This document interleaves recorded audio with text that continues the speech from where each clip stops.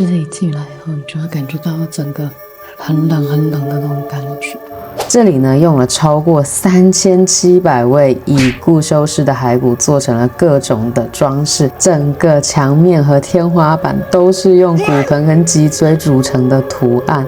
我刚刚整个抬头的时候，整个吓到，因为他连Ciao a tutti， 我是淘淘，欢迎来意大利找淘淘。今天要来带大家挑战全罗马最惊悚的景点。上一次已经带大家去吃了梵蒂冈必吃小吃，还有解锁7个罗马免费景点。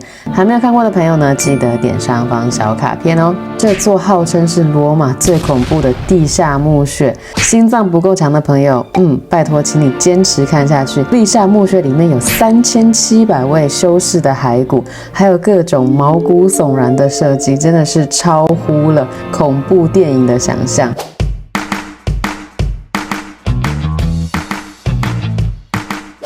我们现在要去一个超恐怖的教堂，为什么恐怖呢？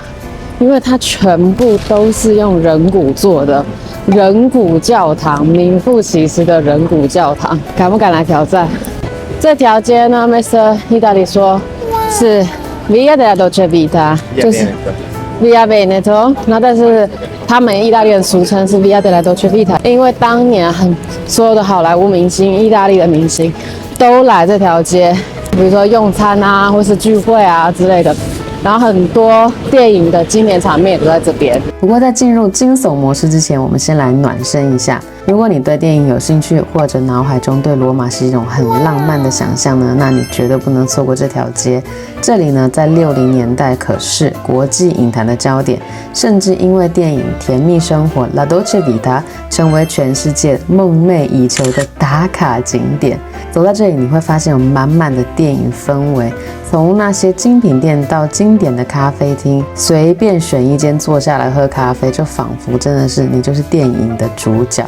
最酷的是，街角呢还有一块纪念牌，提醒大家这里曾是费里尼拍摄经典电影《甜蜜生活》的场景。不管你是不是电影迷，来罗马一定都要感受一下这条街的气场。好，暖身完毕，接下来我们要来挑战今天的重头戏。这里可是罗马最神秘、最毛骨悚然的地方之一。如果你自认为你胆子不小，灵异节目什么都不怕，那这里就是你必去的景点。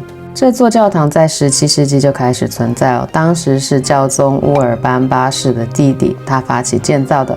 这里呢，不只是个保存历史文物的地方，更是一个让人深刻反思生命、死亡与灵性的体验。它这个是有附导览的，然后导览有中文导览，是附在票价里面的。在这里提醒一下，今年是意大利的朝圣年，来意大利旅游前呢，一定要先事前规划哦。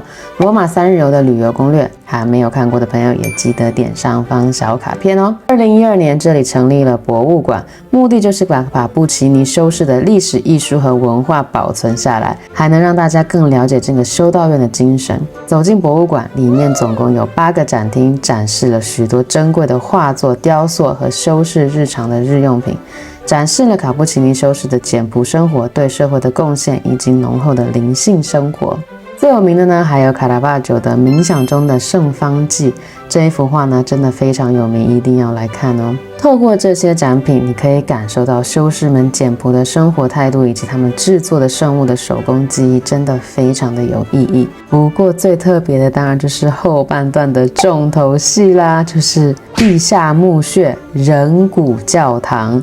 这里呢，用了超过3700位已故修士的骸骨做成了各种的装饰，走进去真的会让你觉得毛骨悚然，超级恐怖，但是也会让你有个对生命的无常有很深的体验。那这个呢，也是方济会一直想要传递的精神重点哦。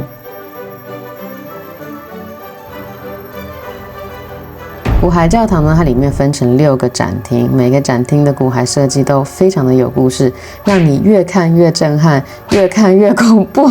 第一间是3骸骨厅，里面有3具年轻修士的完整骸骨，被摆放成花卉的样子。光是走进这里，你就感觉到浓浓的灵性力量，以及背上突然间有一点凉。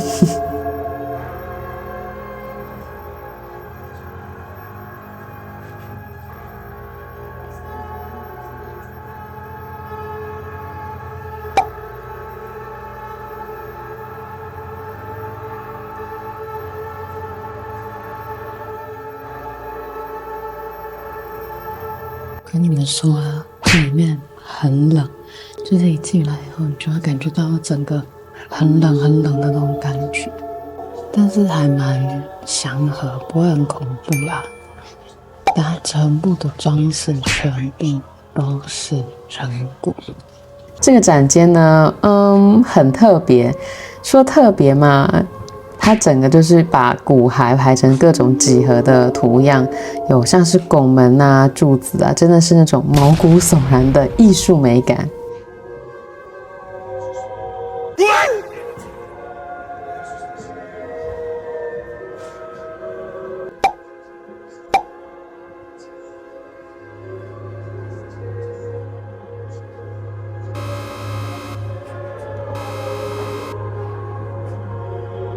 刚刚整个抬头的时候，整个吓到，因为他连灯都是人骨做的哎，就是我刚刚就在拍嘛，然后一抬头吓到，他整个所有的装饰啊，一直到灯，全部都是人骨头。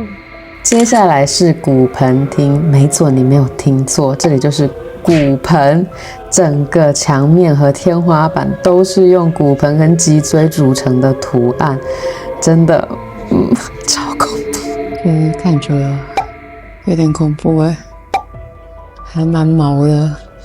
就尤其是看到躺在那里，天哪！哦，这个最好不要自己一个人来，有人陪还是感觉没有那么恐怖。这下面还全部都是木，哦，越来越毛了。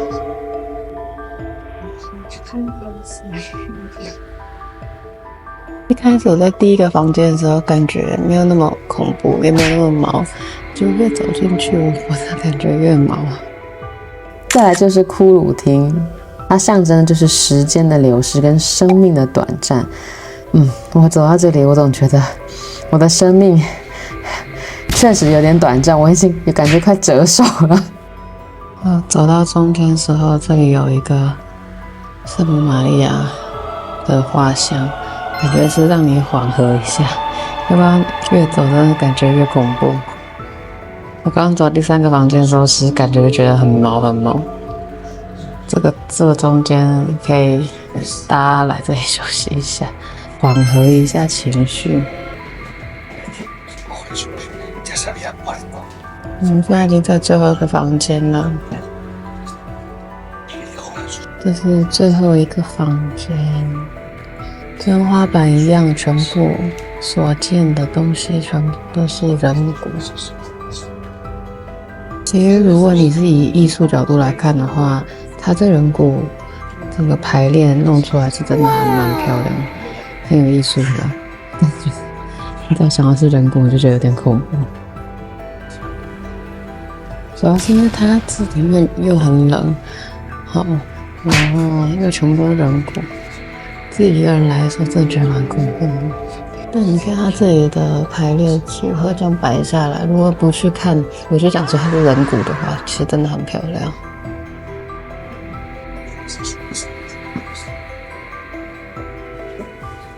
看完人骨教堂以后，记得先不要走，要上来这边，从刚刚的这个出口的地方上来，这边上面还有教堂可以参观。走完这些人骨教堂，大家是不是觉得阴气有点重？但是别忘了哦，修道院上面还有教堂。这座教堂的设计非常的简约，但却很有力量感。它很特别呢，是因为它采用的是单一中殿的设计，所以让整个空间看起来庄严又有秩序。